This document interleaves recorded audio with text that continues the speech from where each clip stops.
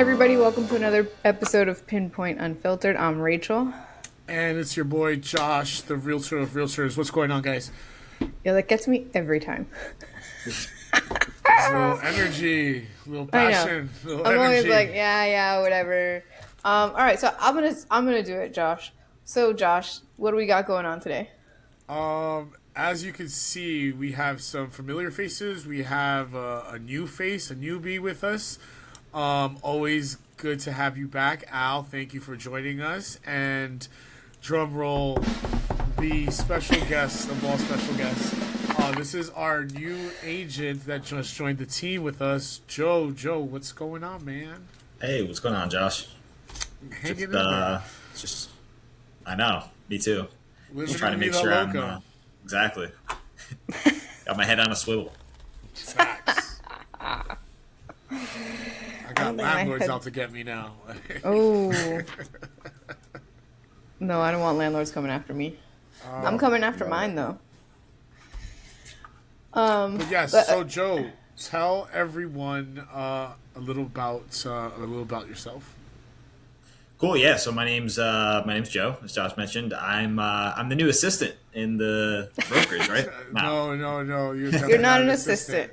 You are an integral part of this machine that we're trying to build. Yeah, so I'm the newest agent in the brokerage. Excited to be getting going, getting ramped up. Excited to learn some tips from the crew here today. Get some live training action. Yeah. And fun fact about me, as Rachel pointed out in my bio, is I am a beast at the New York Times Connections. Yeah. I play that game. It's a New York puzzle. Times Connections. I'm sorry. But you said that I shouldn't have used that in my bio. I should have used that I'm a Toastmaster. And what was the other one? Oh, you included that I play violin. Yeah, violin. So you play the violin, which that's amazing. And then that you started the New York City Tech Toastmasters Club. Yep. Right. That's a fun fact about me. Yep. So for people that don't know what that is, 'cause I didn't know what it was. What is Toastmasters? It's basically a public speaking organization. So it's for people that want to develop professionally and or maybe have issues with public speaking that they want to overcome. So that was kind of the case with me. I struggled with it professionally, really any scenario where I had to stand in front of people and talk, or even situations like this, I kind of struggled. But I had a couple instances in college where I ran out of the room literally when I was giving a talk about a project.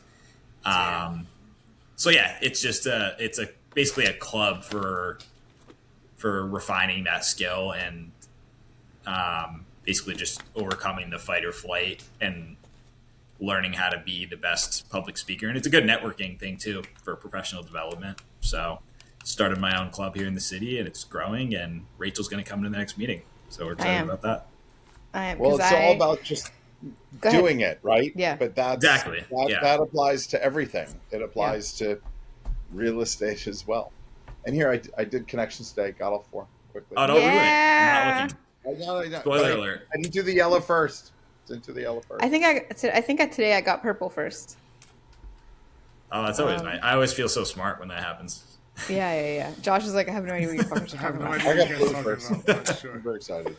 I'm like, did I read my messages properly? Maybe I didn't.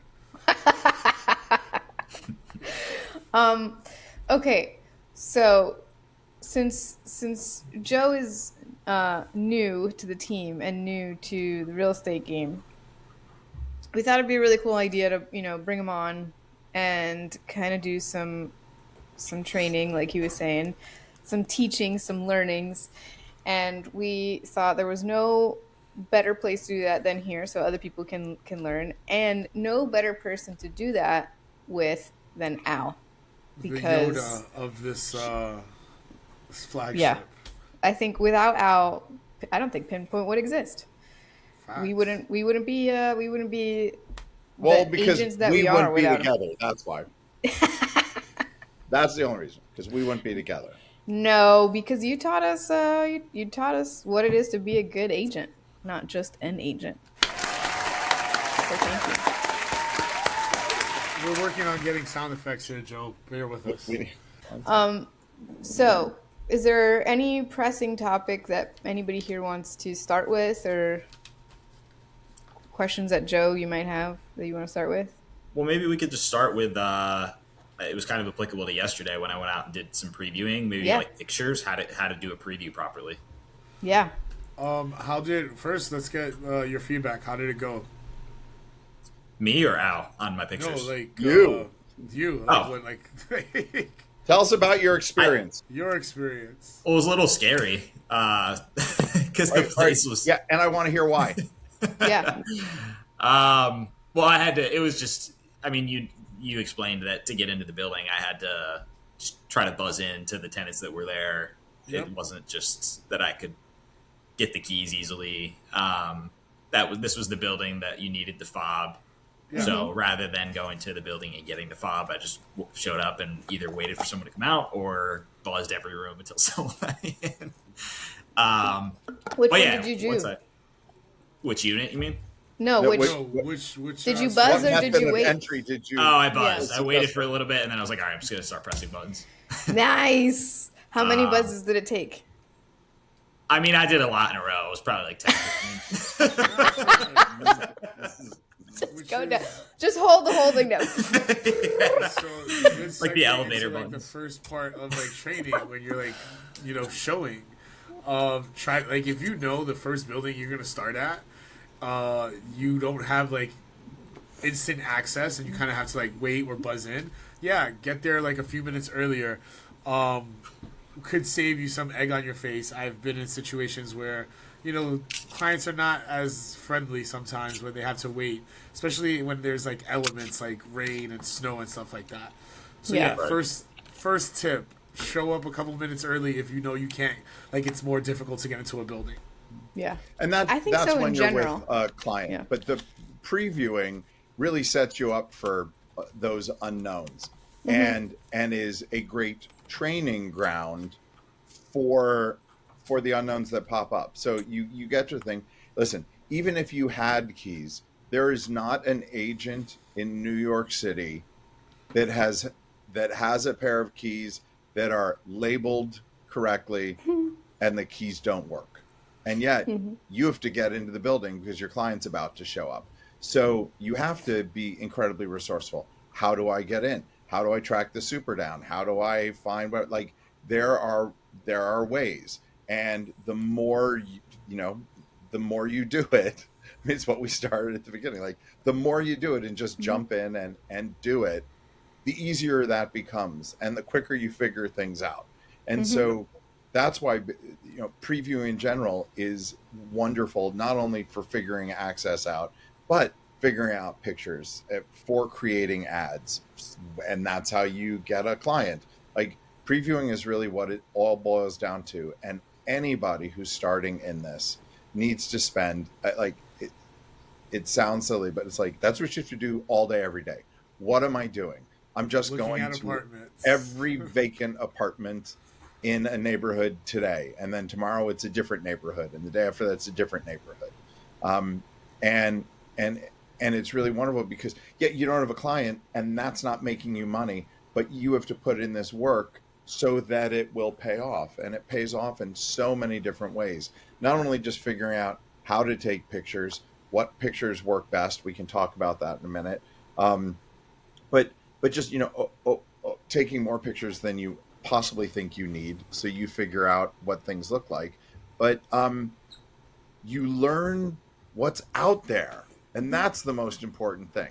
I don't know if Rachel and Josh have more to say about that, but it's figuring out what actually exists out there, and you're storing that in the back of your mind. Yeah. And so literally 6 months later, somebody's like, oh, I really wish I had yada da. And you're like, oh my God, I know the exact building that you need to live in because I saw it 6 months ago. Yeah. It's also really helpful in showings. Like if you're out touring apartments and you have like a list of apartments that you're planning to show this person, and then all of a sudden they're like, I really like this apartment that you showed me, but I wish it had a fireplace. And you're just thinking in your head of all the places that you've seen recently, and you're like, you know what? There's a place 2 blocks away that has a fireplace. It's a little bit out of your budget, which is why it's not on the list today. But if you're interested in going to see it, let's go, right? Like, it's hard to be able to do that if you don't go out and do all the, the footwork of going out and previewing and seeing what's out there. And it's not just like going to see and playing the open listing market. It's literally educating you on the market in general, like what kind of apartment you get for that price point in that neighborhood, you get by actually going to see it. Yep. Yep. Makes sense. Yeah, you know, Rachel used the example of a fireplace, but I mean, they're saying that literally happened. I had clients, this is a long time ago. I had clients, we were looking at 2 and 3 bedrooms on the Upper West Side, and we walked into one, and the apartment was just wrong for them. The apartment itself was not going to work. But as we left the building, she talked about the tiles on the floor of the lobby. I was like, oh, those are really beautiful. Oh, this, and it's filled with pre-war, the Upper West Side filled with pre-war buildings. And I was like, literally around the corner of West End and 93rd Street, there's a building that has this exact same floor tiles on the floor. And they have an empty apartment that I think we should go see. It did not meet the original parameters she discussed, but hey, it was a block away and it had the same lobby tile floors. It can be as random as that. And then they signed a lease for a $9,000 a month apartment with the appropriate fee attached, which is fabulous because I had been out previewing and saw tiles. So keeping track of the things that you've seen, so very important. Yep. Yep. And also like learning other neighbor, like that's the thing with the previewing, right? So it's not only just the apartments, like the buildings, that stuff, but also like the neighborhoods, how to like navigate from getting to the train to the building, as because those little like tidbits are what clients really like kind of appreciate, because you can only talk so much about an apartment when you're going to the next one and the next one. You got to fill it up with something, and it's like, hey, supermarket there, laundromat over here, great place to walk your dog, whatever the you will find what you need to like add for a different person. But we go back to the previewing is like the first step, because you get a knowledge of apartment, neighborhood, walking, logistics, all that stuff, all in, a nice stroll. Hopefully it's a nice day. Hopefully it's a nice day. And it's just learning general inventory. Yeah. Like what landlords, I think everyone on this call can look at many kitchens and know who the landlord is, or even the bathroom, because larger landlords all buy stuff in bulk. Yeah. So it doesn't matter where in the city this apartment might be. We can look at it and we know who the management company or the landlord is. Yeah. And you only know that by being exposed. So that's why previewing is so wonderful. Yeah. I would say also that in general, this is something that all agents do, whether they're whether they're rental or sales. Lots of really good sales agents will preview apartments or in other neighborhoods, houses, to get an idea of the market, whether they have active buyers or not, whether they have active listings or not. It's literally you preview whatever market you're in so that you have a tangible understanding of the inventory.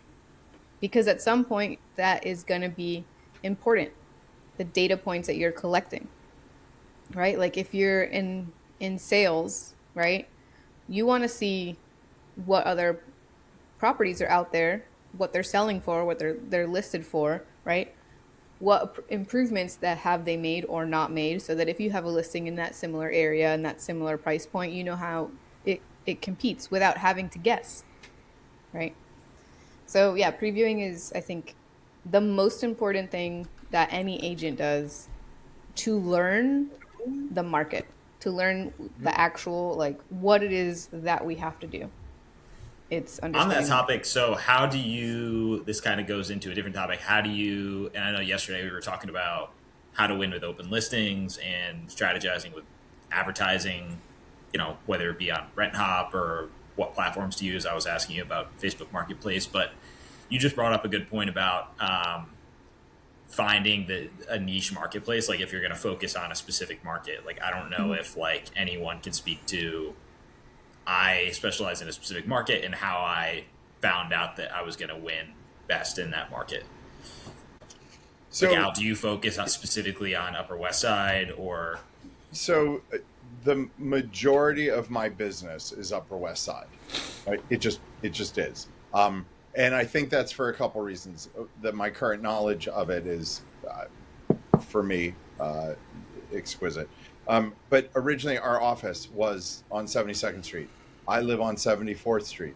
I just got to know all the landlords there. So I mean, it was like, and the city is so big. You spread yourself so thin, but when you make ads, and it's a little different now with what we as New York licensed brokers can advertise and the parameters around that. But what I used to do is just like, okay, I'm going to advertise. Today it was just like one bedrooms. I'm going to just load up all my platforms with one beds with whatever. But I did get a call. I was getting calls for, wow, I'm looking for very expensive apartments, and you seem to be the guy whose name comes up every time I click on something I like. So you can create that niche yourself, whatever it is, by just being the name people see. Mm-hmm. I'm looking for 3 bedrooms in the East Village, and when they go online and look, and it's just Joe Rossetti, they're like, obviously this guy knows, and that's when they decide to pick up the phone and call. Because so many people don't call, they actually just try to connect online. But when somebody sees your name everywhere for the thing they're looking for, and so the fact that you've even figured that out already is fantastic. And whatever you want that to be is whatever you want it to be. It's is it a neighborhood?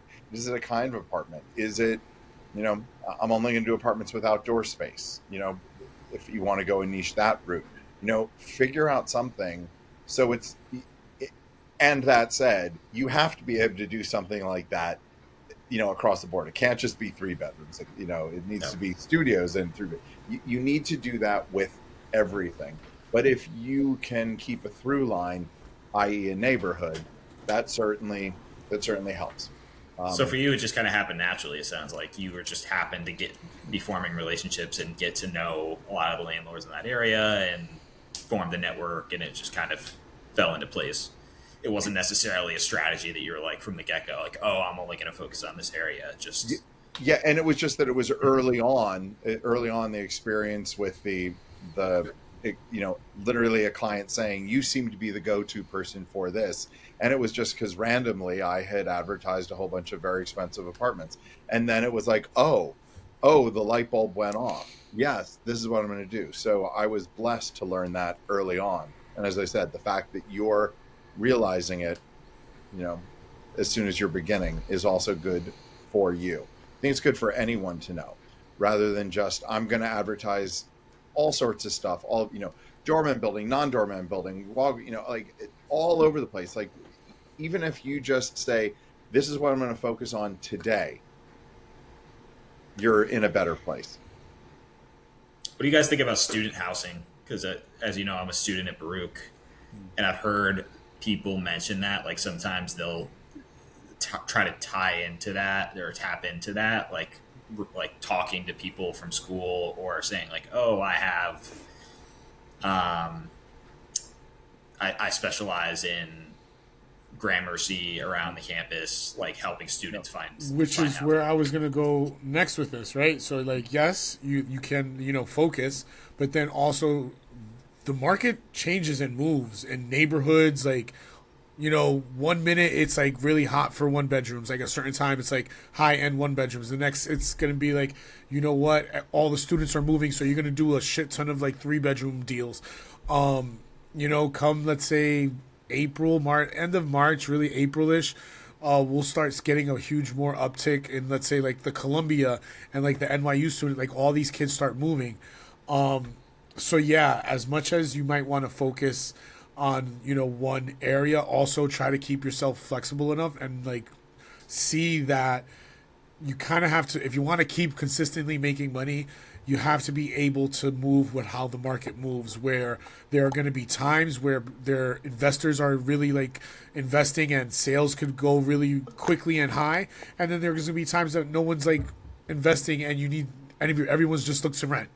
So it's like being able to like, put on different hats is important, which I think is good. Why having a team that can help you in these different areas, where like Rachel does a lot more sales, Al is on the Upper West Side doing the Columbia students and all the stuff on the West Side, but then also all the high end stuff. It's you have to be able to open those doors and step in the room every once in a while if you're going to want to survive. Honestly. Yeah, I was thinking. Sorry. When you were asking about like if anybody has a niche, and I was like, do I have a niche? Like, yeah, sure, I do sales, but like, what's the through line, right? Like, and I was like, well, I remember when I started, I really wanted those like, fancy apartments. So I would like post all those really nice, expensive apartments, and I was like, well, that's not what I'm known for. And I realized it's that I'm gay. A lot of my clients come to me because I'm openly like, and I post it on like the internet that I'm gay. So I'll get a lot of like LGBTQ clients that are like, hey, I just want to work with someone that's that understands me and like I feel safe or whatever. And I was like, okay, that and I feel like that is my niche by accident. That's your brand. Yeah. Like I wasn't like, I mean, I'm not trying to single any demographic out. I think they just feel comfortable, and that works, and that actually happens to be a good amount of my clients. That's kind of like what I was talking about. Combining that with the student thing. So what I was going to say about student housing is understand that's limited in time, as Josh was saying. Basically, if you're doing student housing, it's June through September 1, right? Everyone has a place. There's a little minor uptick, like right around now where, somebody's looking for housing for the second semester, starting the second semester.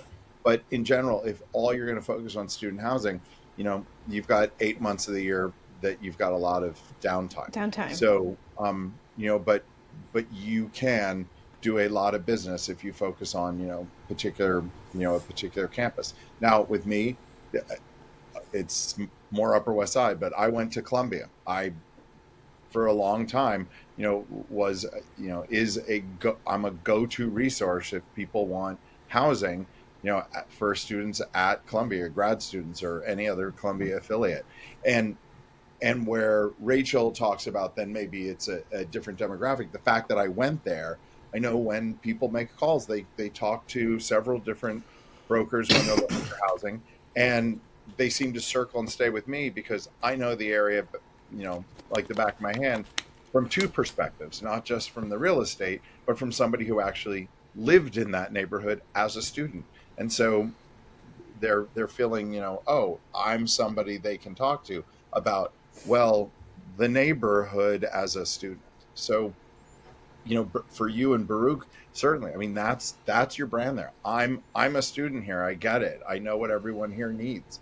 I know how to, the easiest way to get to class from whatever apartment we're talking about. And so that's something else for you to capitalize on. Yeah, and I think also now that we're doing a lot of relocations, we have a lot of short-term housing partners that we're developing as well. So you can actually use that in with student housing to kind of, it probably wouldn't take up the rest of the 8 months of the year, but it could probably help you like fill out some spots where people are like, well, I'm not looking for a 12-month lease. I'm just looking for this semester. And that person can just end up being like two short-term deals in one academic year or something like that. So that's also something to consider as we expand that partnership as well. So let's talk about your pictures. Yeah. One of them looked like it was just a picture of the windows. Let's see. Well, I was trying to get the outside. I knew I wasn't gonna use that one. Okay. After I took it, because I looked at it and I was like, okay, that's interesting. I was trying to get the view. An inch of the floor. Yeah. I was trying to get a view of the outside, and I couldn't do that with the frame of one of the windows before. Why do you think it's important for you to get a picture of the view? Isn't that something that's important to someone if they? Unless it's like an actual If it's really a fantastic good view. Like, view. if it's a really good view, then cool. If it's not, like if it's just If like it's a dump, like if it's another building right in front of you, or like just the interior of the corridor, like the okay. you know what Yeah, I'm talking yeah. about. Yeah, Where you're unless like you're getting like the Statue of Liberty or like something crazy, like nobody cares about the view. Park views is nice. River views are lovely. Yeah. You know, the street, if you're doing it, and then what I suggest is you actually then take a picture of the view, but put in a Through the little window. bit of the window so that they see it's actually from inside. Yeah, Maybe yeah, that's yeah, what I yeah, was yeah. going for, but it Yeah. wasn't You're gonna too be, far so- away then. Okay. So, but No, you know, it's actually, like inside- the building 3333 Broadway, Oh, I hate that building. like that's just a giant, like complex building, but they have Yeah. really good like river views. So I would definitely like every apartment that had like a river view, which is almost all of them. I would just be like, oh, let me get a great river view because people want that. But nobody wants to live in that building, so that's why I was like, you have to sell it somehow. Those are the ads that It's you get the view. just the view. And there's an Like, elevator. just the view. There's an elevator. There's an elevator. But yeah, There's but laundry. between that, the other thing to do is when you go in and take, like we can talk about, the pictures that one might use to advertise, but it's a great way to take notes without actually taking notes. Like you're running through a vacant apartment and, you just snap a picture of the dishwasher or you snap a picture of the ceiling fan so that you're taking notes for yourself. Now, you're not going to advertise, oh, here's the ceiling fan and the dishwasher for what I mean. Obviously, if you take a picture of the kitchen, you're going to see that maybe. But anything, things for notes for yourself. Like it's just a very quick way to keep a Yeah. record. Like, oh, I'm going to be able to say this in the text of my ad when I'm writing that, but the pictures themselves, you always want to make a place look as spacious as possible. And how do we do that? Well, we might stand in the closet. Because remember, when you're taking pictures, you're holding your camera out in front of you, right? So it's out. So already you've lost 2 feet. How do you get that 2 feet back? You bring it way up here, and you need to stand behind it. So, if you stand outside of the doorway of a room, so that you can get more of the room in the picture. If you back up into the closet, so you're making the camera have as much space as possible. Yeah. So that actually is a good point because I learned in a past life, and I don't know if this is bad advice, that the more you have in the frame, most people think like the more space you have in the frame, that makes it look bigger, and that's a good thing. But what I was taught is you want actually the opposite. It makes it look bigger if it's just more focused. Is that not true? Well, I think it. That honestly depends on exactly what we're looking at. Yeah, Right. what you're taking a picture of. If you're taking a picture of an empty apartment, you need more. Honestly, you need more. You need to see what the floor looks like because the floor really gives a good gauge of how much space you have. So like a trick that I try to use is like I try to shoot from like where my belly button would be instead of shooting higher up, like kind of like what Al said, where if you go into a closet, it gives you more space. If you bring the camera down a bit, you see more of the floor, giving you more space. Okay. So you want to see more floor.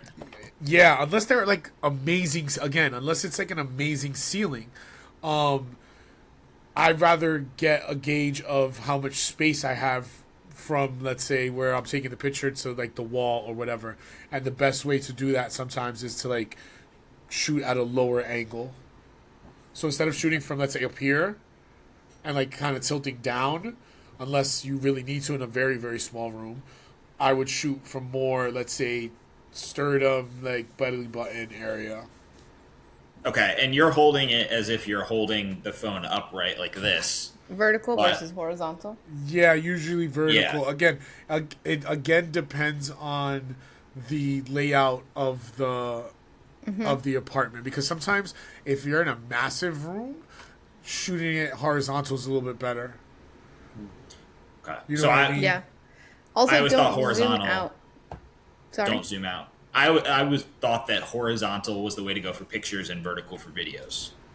Did I not have it? It sounds like it depends. Yeah, well, Yeah. for So- me, my opinion is it kind of depends on your layout and what. Yeah, what you're so looking it, at. Yeah.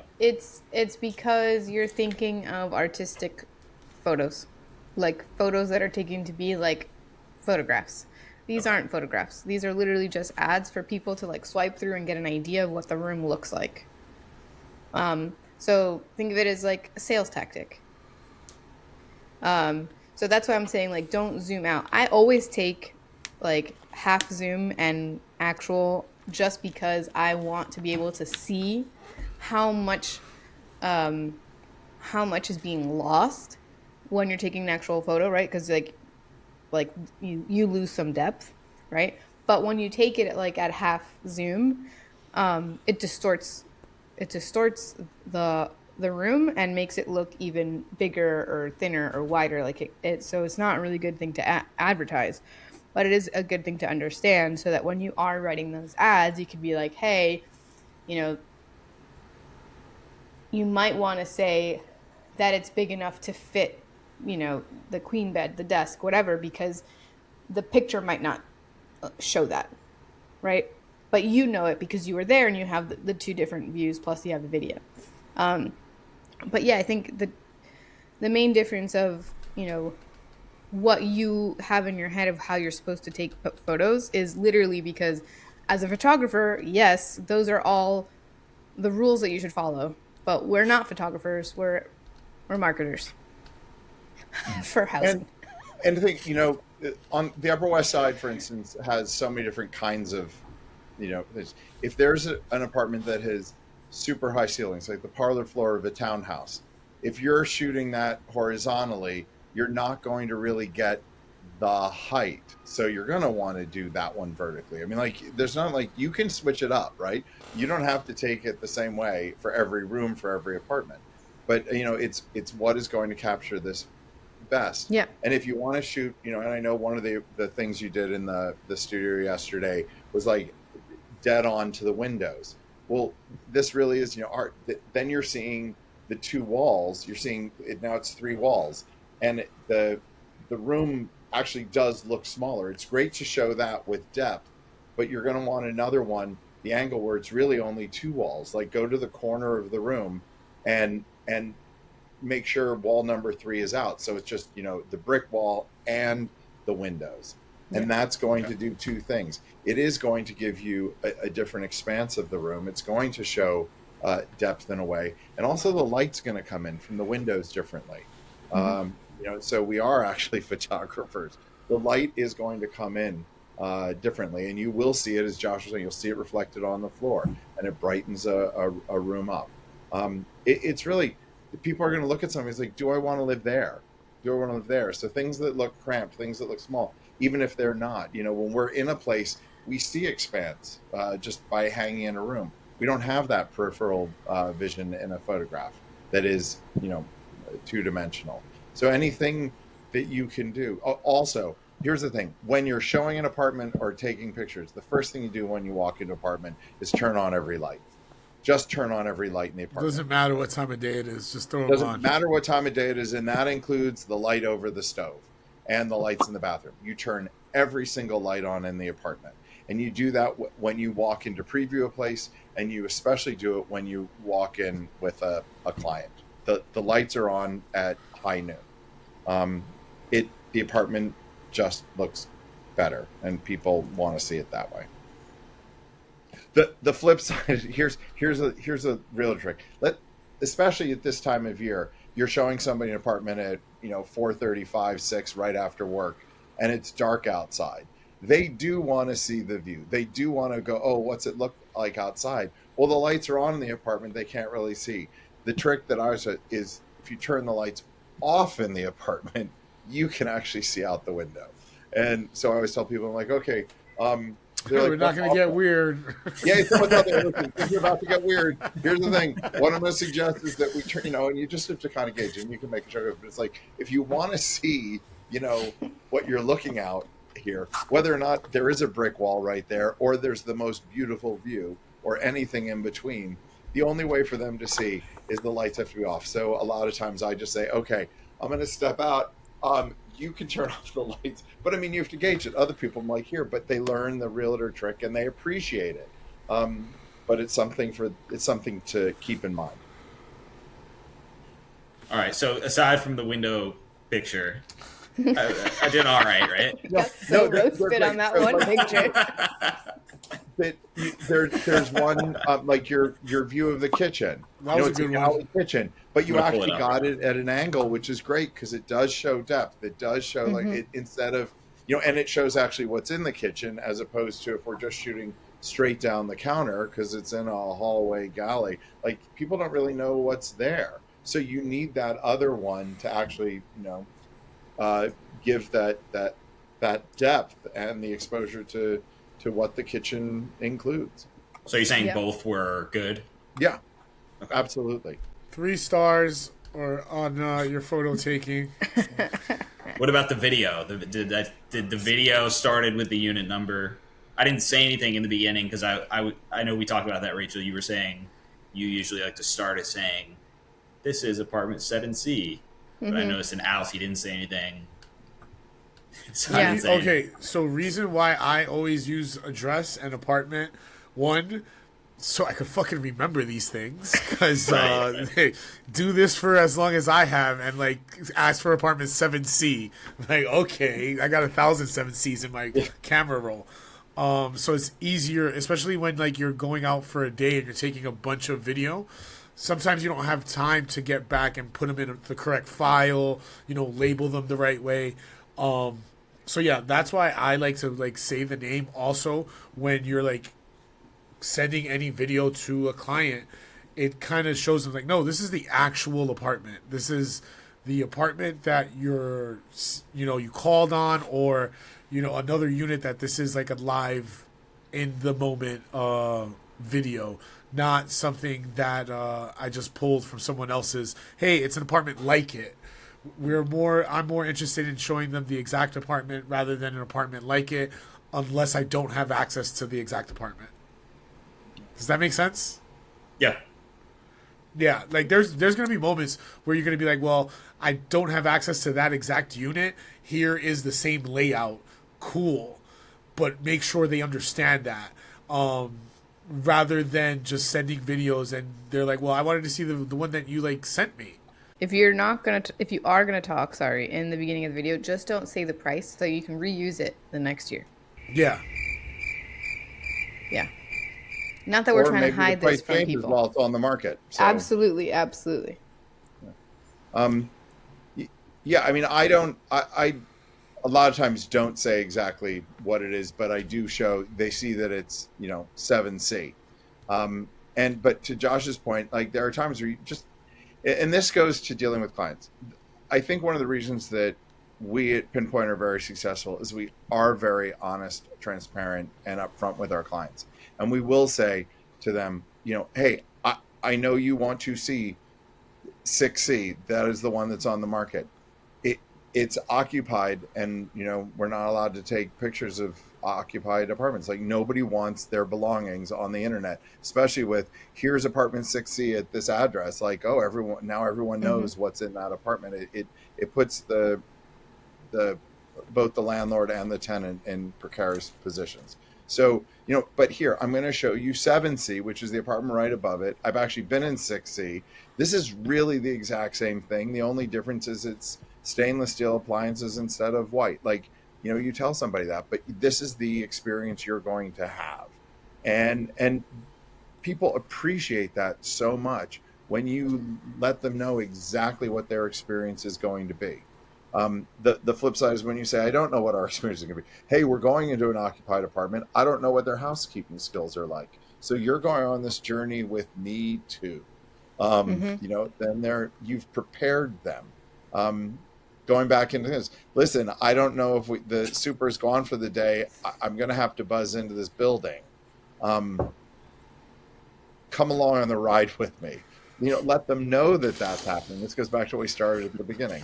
The more your customers know what's going to happen. That's some sketchy stuff to get people into apartments, my friend.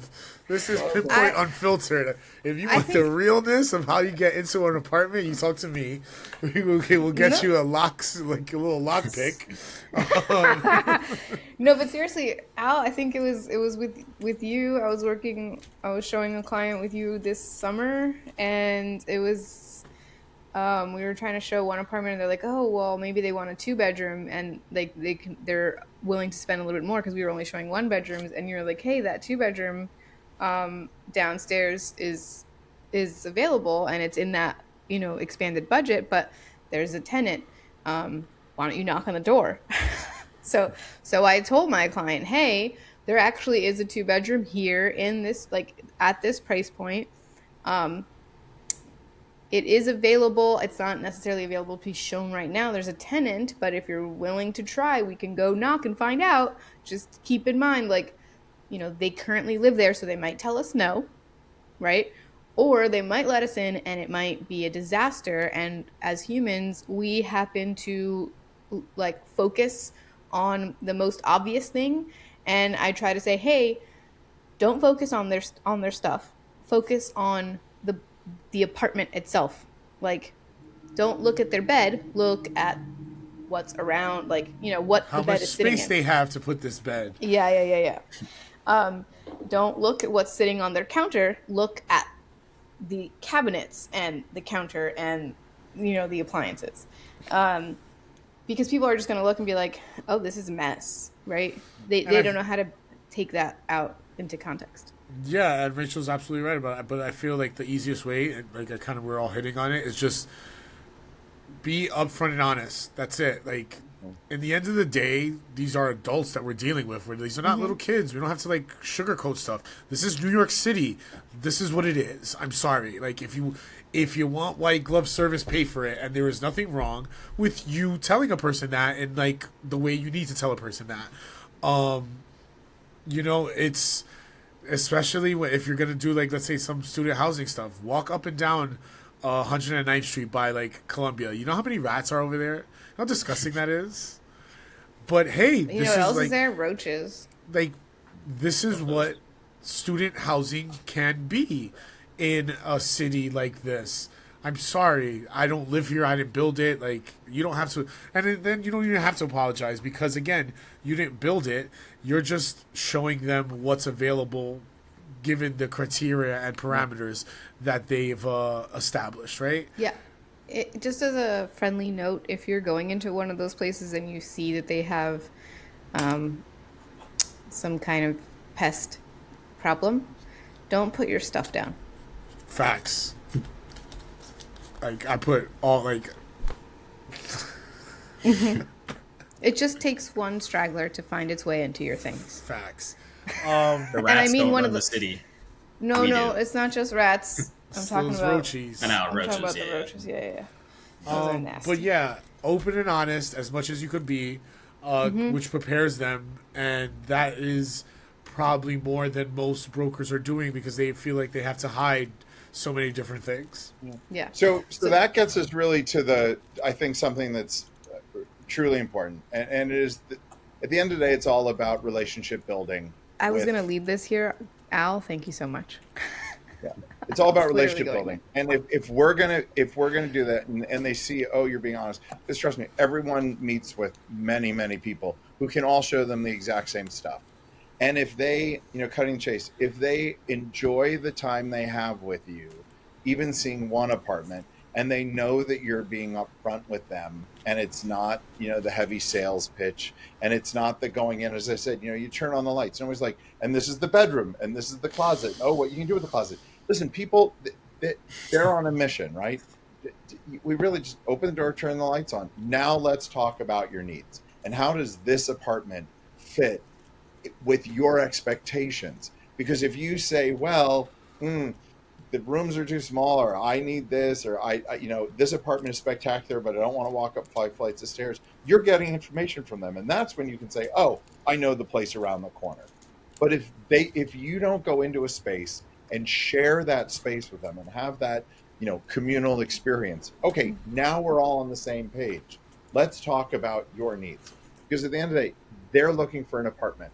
It might not be this apartment. It might not be any of the other ones you're going to show them that day. But guess what? They're also looking for their time to be used appropriately. And if apartment number 1, they say, I'm not going to do a 5th floor walk up no matter how much it is, you now can say, oh, great. We can skip apartments 3 and 5. I'm saving you time. But now I'm going to add something else, right? But when they see that you're looking out for their interests, their needs, they're going to want to keep working with you. Mm-hmm. And Josh brought this up earlier. In between apartments, you know what? It's not like, oh, and here's the grocery store, and here's that. I mean, you are pointing out, if you rented this apartment, here's it. But you're just hanging out with them. And everyone wants to be able to hang out with somebody they like. So nobody wants to spend, an hour or two roaming around the city, climbing stairs, getting into buildings, talking to doormen. Nobody just wear tighter jeans. They don't like. I wear tighter jeans, and once these legs start to going, the clients come a flowing. No, I'm joking. But they want to hang out with you, and it's just like, talk to them about, you're moving to New York. Where are you coming from? Oh my goodness, I grew up there too. Just hang with them. I cannot tell you the number of clients over the years that myself or the teams that I've worked with. We've gotten phone calls from somebody saying, I just went out with somebody else, and oh my God, suck. And I when can I see you again? And I mean, that's the best compliment. Even if you don't end up renting them, the simple fact that they're like, I need you to help me, which is different from the first phone call. I want to see this apartment. And even if you have a really great conversation with them before you meet out, and they know what you're talking about, we're solving a problem for them. They need a house, right? They need a place to live. We're solving a problem for them. When there's somebody that they like and they can trust, it's a win-win for everybody. Yep. Going back to the tight pants, though, you can't That's wear skinny jeans nowadays without getting made fun of. But 5 or 10 years ago, like when I was in college, I still wear skinny jeans. Come at me. Listen, first, I'm 6'3". Not many people are going to come up to me and start making fun of me off the bat. So I'm okay. I did.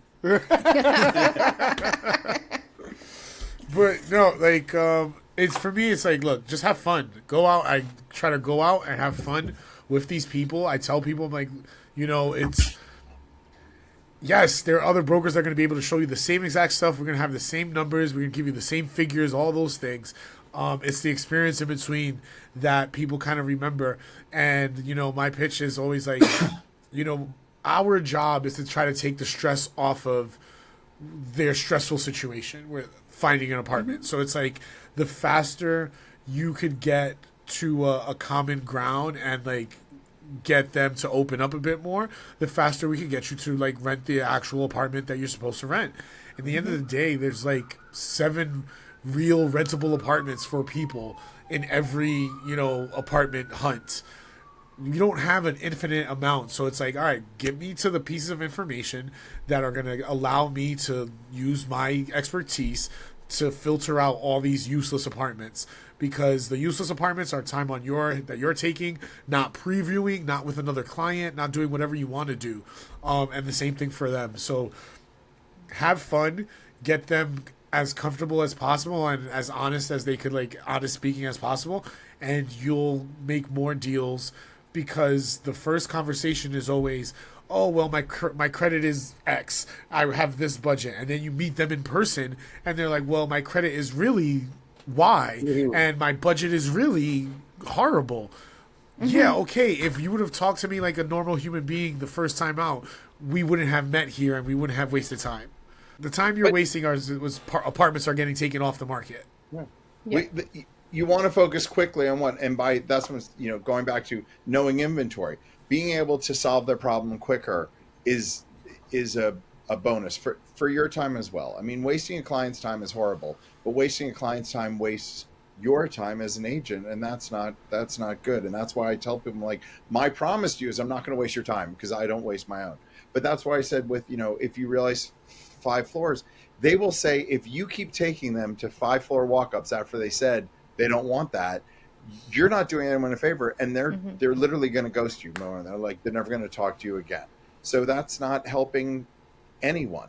Yeah, and both Rachel and Josh know, what do I call what when I ask people what their issue is. It's the pink seal, the pink tiles, or the pink ceiling. What was it? Blue ceiling. Blue ceiling. How do you forget that? I use that all the time now. If somebody says, I will never rent an apartment if, that is very important. It's more important for you to know what is a no than a yes. Because a yes could be a maybe, could be an, I could consider that. It could be anything. But I always ask the client, when I first talk to them, what are the things that will prevent you from renting an apartment? And I very early on start saying, let's just say, you will never rent an apartment with exposed brick. And they're like, but I like exposed brick. And it's not making the point. So I tell them it's a silly example. I will never rent an apartment if it has a blue ceiling. And now they get it. And it's like, okay, what are your blue ceiling issues? I won't do the 5th floor walk-up. I won't do anything that won't fit at least a queen bed. I won't, I must have a dishwasher. I don't need laundry in the apartment, but I must have laundry in the building. And once you get that, you say, okay, I hear those things. I will never show you that. And if I do, I give you permission to run away from it. But it's the doctor going, does this hurt? Does this hurt? We really don't know, because when clients come to us, they might not be telling us an accurate budget. They might not be telling us what they are willing to do with some stuff that is, the maybe issues. So by knowing what the no's are, you're really focusing on it. Great.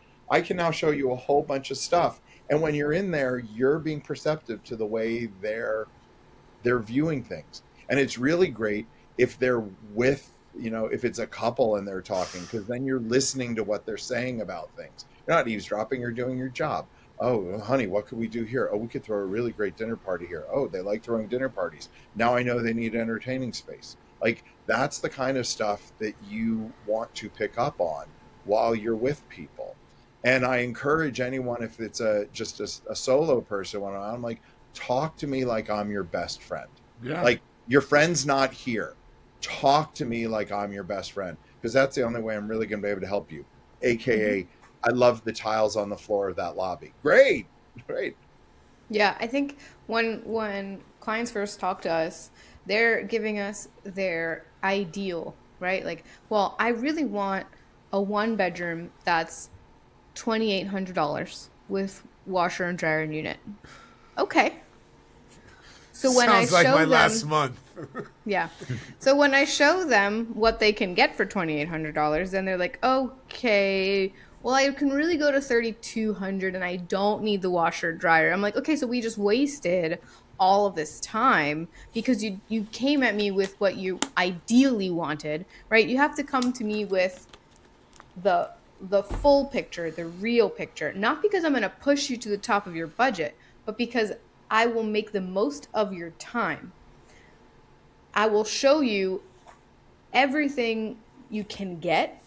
And we've talked about this before, guys. Like, if you tell me, okay, $2,800 washer and dryer unit, great. I'll show you $2,800 1-bedroom studio with washer and dryer unit. You'll see what you're going to get is a little bit different, but you might actually realize why you might go for the studio instead of the 1-bedroom, right? Because you'll have more space, right? Because essentially it's probably the same exact square footage, just with a wall in the middle.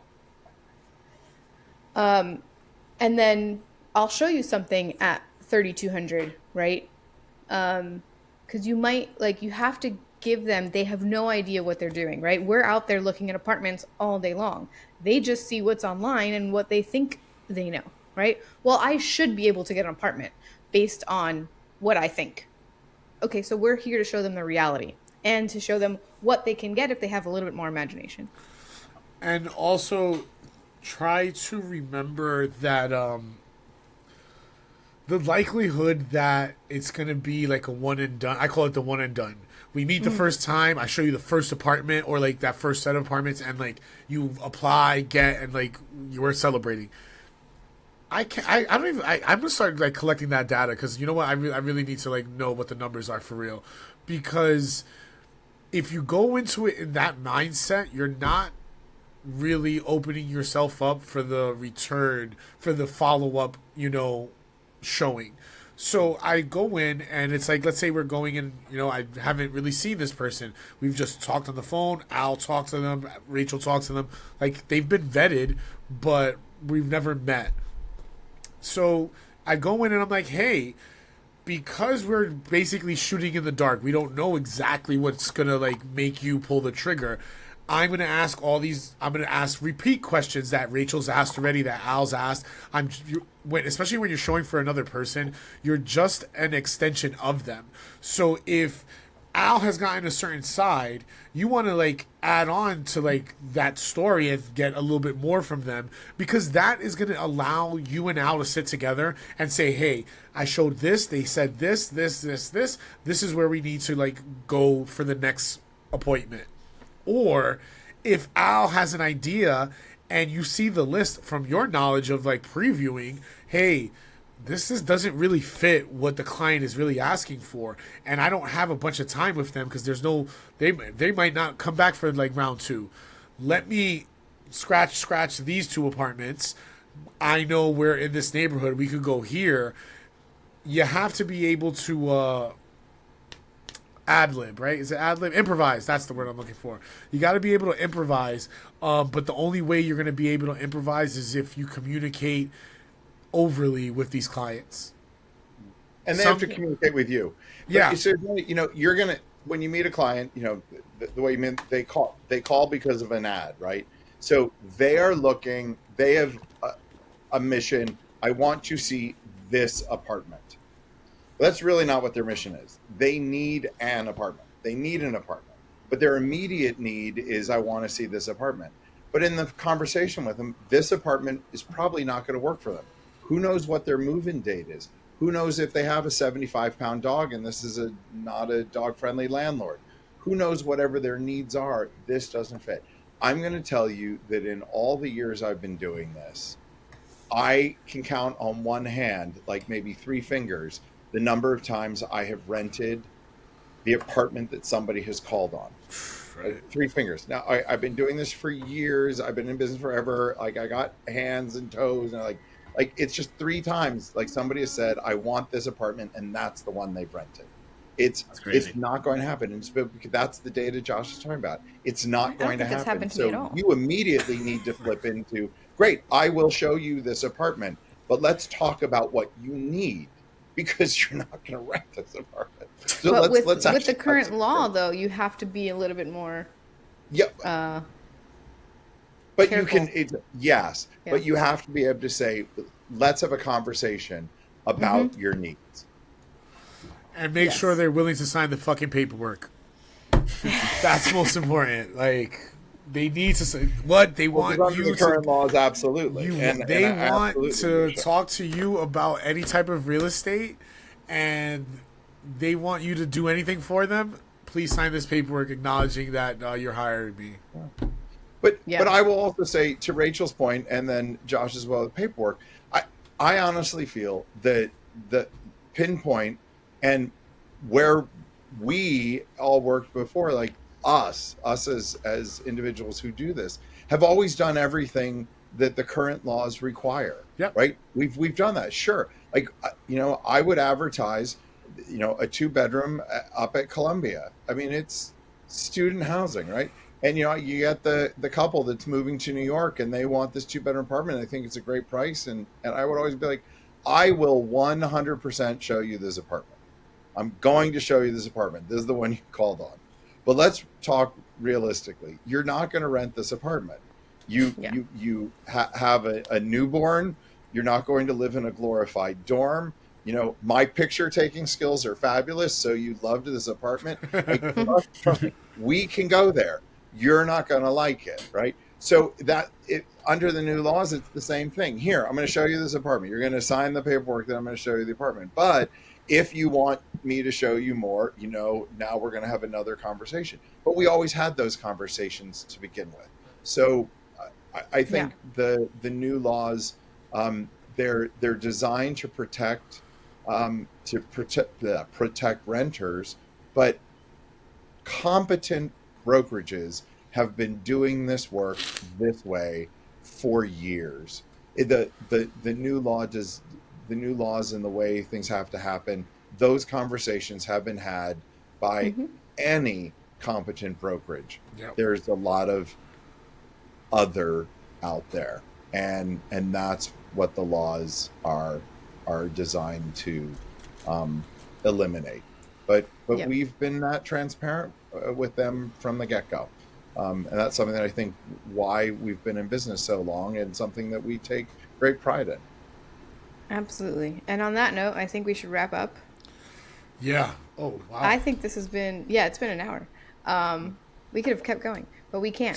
You just scratched the surface. Are you kidding me? I know. Maybe we have a part 2, right? Because we have how to deal with clients, right? This is just how to, in the first part of it, right? I will show you some jujitsu holds. Just not. Yeah. Sales tactics, right? Like follow-ups. How do you overcome certain objections? We can do another one of these if you guys are down. I'm down. That'd be awesome. I love that. And, it's been great. And Joe, the most important thing is, you need to just keep asking questions, because if you don't, then we are maybe assuming you know something, and we're not giving you the information you want and need to help make you as successful an agent as possible. So never, ever, ever hesitate to ask a question. And what you'll also understand is you might get 3 different answers, and that's okay, because you need to figure out what works best for you. In many cases, there's not one particular answer. We talked about, photographs. So just think about that. Is it this way, this way? There's no, what works best for you. And when you start doing the things that work for you, you're speaking your truth, and the client hears that. They hear that you're being truthful. Yep. Awesome. All right. Well, we're wrapping up. So, Rach, you do the wrap up. Go ahead. Guys, Al, where do people find you? Pinpoint. Yes. That's the answer I like. See, this is the first time anyone's answered that question exactly correctly. Right. Pinpoint. That's right. I love it. Pinpoint. Fair. Okay. What about you, Joe? Where do people find you? How do they reach you? I would say start in my bio on Pinpoint's website. So that's pretty much the same answer. Hell yeah. I don't have any social media though, so I can't really. So happy. This is great. And obviously, look, Rach, where do they find you? All right, Everywhere. me. I'm on LinkedIn at Rachel Fiegler. You can also find me at Pinpoint because I'm there all the time. And Pinpoint in general, you can find us at our website, pinpoint.nyc, Instagram at Pinpoint Group, LinkedIn at Pinpoint Group. Check out our podcast, available on all different platforms, wherever you get your podcasts, Pinpoint Unfiltered. And I think that's it. We have a newsletter. We have a newsletter which you can also sign up at newsletter.pinpoint.nyc. All right. Yeah. Josh, where do people find you? As always, you guys can find me out in these streets trying to make these deals, and getting into every building that I possibly can. And thank you guys so much. Yeah, this has Joe, been so much fun. happy to have you on the team. Looking forward to making $1 gazillion with you. Taking amazing pictures. Yeah, and taking amazing pictures. Keep taking pictures of windows. Right. As long as they're not like dirty windows, like it's like I've had someone do that. Like, listen, he's done a lot better than most. Guys, have I don't know. We're not going to see each other for the holidays, probably not. But happy holidays, love. Happy holidays. See you guys. So you guys, Until thank you. next time.